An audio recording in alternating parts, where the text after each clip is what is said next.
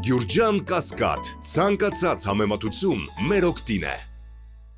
Շնորհակալություն, հարգելի հայրենակիցներ։ Քննարկում ենք գլխավոր դատախազի բերած միջնորդությունը Հովիկ Աղազարյանին պատգամավորական անձեռնամխելիությունից զրկելու եւ որպես մեղադրյալ նրան գործում ներգրավելու հարցը։ Այն, որ սա քաղաքական հարց է եւ որ քաղաքականության եւ քաղաքական հրահանգի արդյունքում է դատախազը այստեղ, կարծում եմ, որ այս դահլիճում շատ քիչ մարդ կա արդեն, որ կասկածի տակ է դնում։ Բայց որպեսզի իմ պնդումը ել ավելի հիմնավորեմ, ես կբերեմ մի քանի փաստարկներ, որ Հովիկ Աղազարյանը, երբ որ քաղաքացիական պայմանագիր խմբակցության անդամ էր, լիարժեք կիսում էր վարչապետի եւ թիմակիցների բոլոր կարծիքները, բոլոր պնդումները, նա երբեք քրեական օրենսգրքի հետ խնդիր չունեցավ։ Չնայած նրա բազմաթիվ արարքներ կարող էին տեղավորվել տարբեր հոդվածներում։ Եվ այսպես ուզում եմ հիշեցնել 2023 թվական ապրիլ, երբ Հովիկ Աղազարյանը համացանցում շատ կեղտոտ հայոյախառն արտահայտություններ էր արել Տաթե Արցախի վերաբերյալ։ Եվ այդ ժամանակ բոլոր պահանջներին, հրապարակային պնդումներին այդպես էլ որևէ պատիժ չտրվեց եւ չնշանակվեց եւ գլխավոր դատախազը չեկավ այստեղ Հովիկ Աղազարյանին այդ հատկանիշներով պատժի արժանացնելու։ 2023 թվականի հունիս Հովիկ Աղազարյանը կարտոֆիլ վաճառող քաղաքացու հետ մենամարտի մտավ, նրա կարտոֆիլը ցրիվ տվեց փողոցում, խուլիգանական տարբեր դրսևորումների մասին բարձրաձայնվեց, բայց դատախազը ազգային ժողով չեկավ։ Դրանից հետո 2023 թվականի սեպտեմբերի 21 Եռաբլուր զոհված զինծառայողների ծնողների հետ հայտնի պատմությունը։ Միջադեպը սկսվել էր ակնհայտորեն նրանից, որ Հովիկ Աղազարյանը հայհոյել էր ծնողներին, ի պատասխան ստացել էր հարվածի համար պատասխանատվության ենթարկվեցին ծնողները, բայց Հովիկ Աղազարյանը պատասխանատվության չենթարկվեց։ Ընդ որում, տիկին դատախազ, դուք սա պետք է իմանայիք, որ Հովիկ Աղազարյանը նախաքննական մարմնում այդ ժամանակ տվել էր կեղծ ցուցմունք, որ ինքը չի հայհոյել, ինչը հետագայում տեսանյութով ապացուցվել էր, բայց այս մասով դուք աչք եք փակել եւ չեք եկել Հովիկ Աղազարյանի հետևից։ Չորրորդ գործը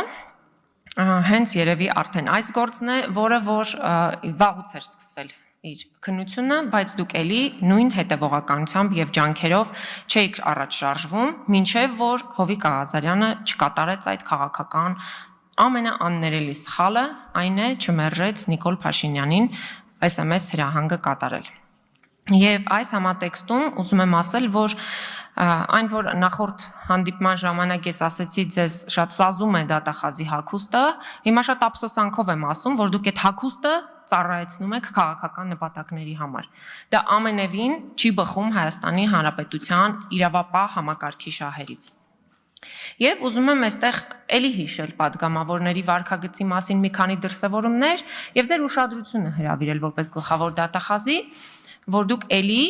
աչք եք փակում պատգամավորների տարբեր հանցատեսակների կամ վարքականոնի խախտման տարբեր դրսևորումների վրա։ Արթուր Հովհաննիսյանի դեպքին շատ եմ անդրադարձել, ընդդիմադիր օմբուդսմենի թեկնածուի նկատմամբ ակնհայտ սպառնալից հայտարարություններ արեց, սպառնաց տարբեր մարմնամասեր կտրել, ընդ որում հայտարարեց, որ այո, սա ընդունեք որպես սպառնալիք, բայց դուք սպառնալիք չտեսաք պատգամավորի գործողություններում, որովհետև նա քաղաքացիական պայմանագիր խմբակցության քարտուղարն է։ Ալեն Սիմոնյանը քաղաքացուն հրահանգեց ձեռքերը ոլորել պահել, թքեց քաղաքացու վրա եւ դուք նրա արարքում որևէ տեսակի հանցանք չեք նկատում։ Անդրանիկ Քոչարյանի վերջին պահվածքը լրագրողի հետ էլի ձեր ուշադրությունից վրիպում է, որովհետև նրանք դեռ քաղաքացիական պայմանագիր խմբակցության անդամներ են։ Էլ չեմ ասում մյուս դրվագները, որոնք որ պարլամենտից դուրս են,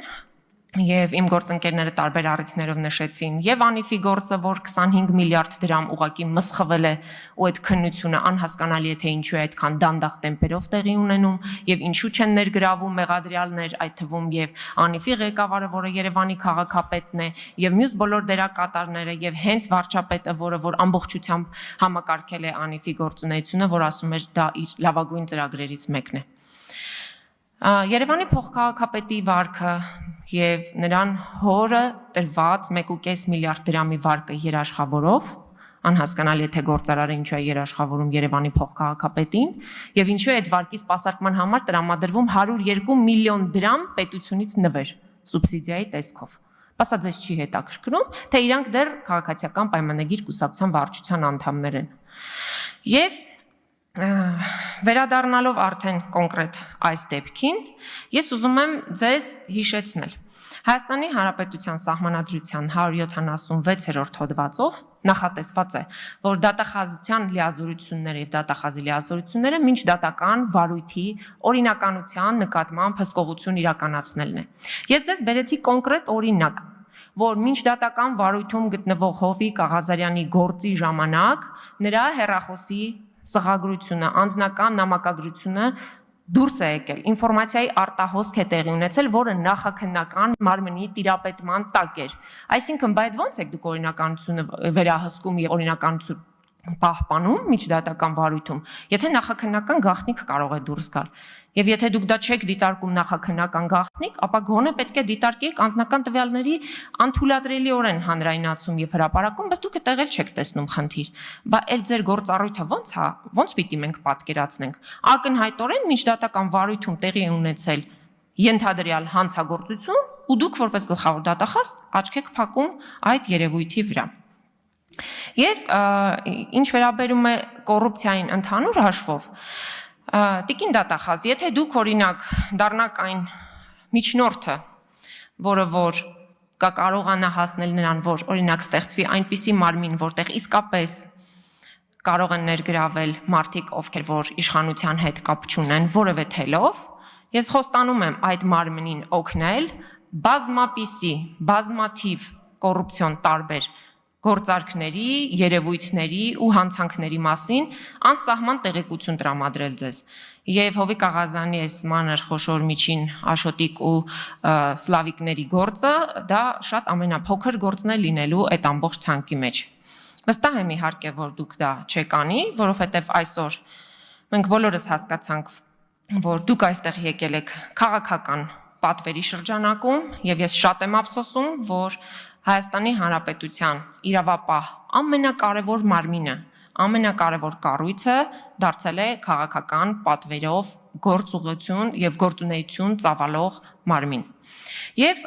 այստեղ նաեւ ձեր հարց ու պատասխանի ժամանակ ձեր դրսևորած վարքի մասին կուզենայի մի կարճ անդրադառնալ, տիկին դատախազ, դուք անընդհատ ասում եք, ես այս հարցին չեմ պատասխանի, վարույթին չի առնչվում, այն հարցին չեմ պատասխանի։ Ես ուզում եմ հիշեցնել, որ դուք ազգային ժողովում եք, այն մարմնում, որին հաշվետու եք եւ որին գալու եք ներկայացնեք հաշվետվություն մյուս նիստերի ժամանակ, եւ ամենևին կարիք չկար այդ վարքագիծը դրսևորելու, կարելի էր պատասխանել падգամավորներին հուզող բոլոր հարցերին, որովհետեւ այստեղ վճռվելու է կոնկրետ падգամավորի ճակատագիր։ Եվ եթե դուք այս պրիզմայով եք դատում մարդու իրավունքների ու ընդհանրապես մարդկանց ճակատագրի մասին, շատ տխուր է, որովհետև մենք չենք կարող ենթադրել, որ դուք գալիս եք այստեղ պնդումներ եք անում, բայց հետո այդ պնդումների մասին ձեզ հարց ենք տալիս, ասում եք, չէ, դա շեղվեց օրակարգից։ Բա բոլոր հարցերին էլ պիտի պատասխանեք, որ հասկանանք, ինչ է ի վերջո տեղի ունեցել։ Ձեզ չի կարող չանհանգստացնել եւ չմտահոգել այն, ինչ տեղի է ունենում Հովիկ Աղազարյանի շուրջ։ Նա այստեղ ամբիոնից ասաց, հայտարարեց, որ վարչապետի հրահանգով իր նկատմամբ իրականացվում են քաղաքական ճնշումներ, որին միացել են իրավապահ բոլոր կառույցների ներկայացուցիչներն ու ղեկավարները։ Բայց ձեզ դա չի հետաքրքրում։ Բա հենց դա գլխավոր դատախազի ընդունելիք հաղորդման ուղիղ տեքստ է։ Եվ որի համար դուք կոչված եք։ Եթե հիմա էլ չանդրադառնաք, գոնե հաշվետվության ժամանակ այս հարցերին ուզեք չուզեք անդրադառնալու եք։ Շնորհակալ եմ։